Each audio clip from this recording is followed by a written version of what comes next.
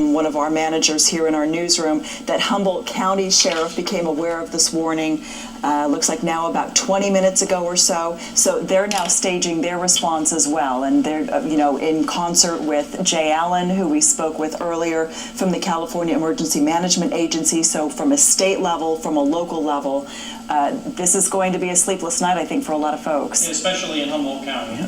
There's no doubt about that. And it's actually interesting when I'm looking at the tsunami warning map that it even includes Napa County.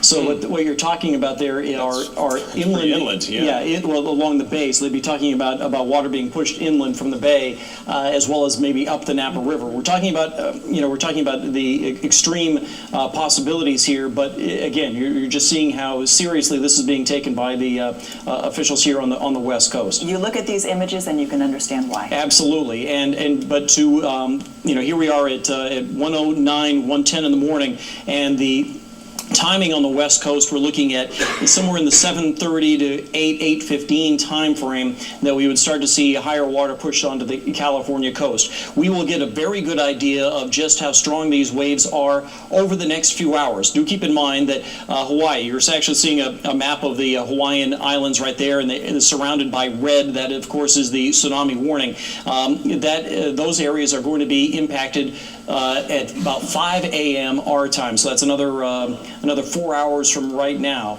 We'll get a good idea of just how strong these waves are as they are propagating across the Pacific right now. You would expect the biggest impact, the biggest waves to be in places closer to the earthquake. But I'll go back to something that Robert was talking about a little bit ago. We were talking with him on the phone, and he was talking about how fast these things travel across the Pacific.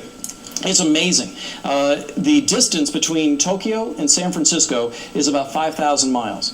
So if you just kind of just do the rough math, it's going to be about 10 hours from the time of the earthquake to the time when the higher water might reach the San Francisco area. So 10 hours by 5,000 miles. That means that this wave is traveling across the Pacific at roughly 500 miles an hour. Wow. That is almost incomprehensible. And again, when you watch what that looked like as it moved through communities, look how dark that water is.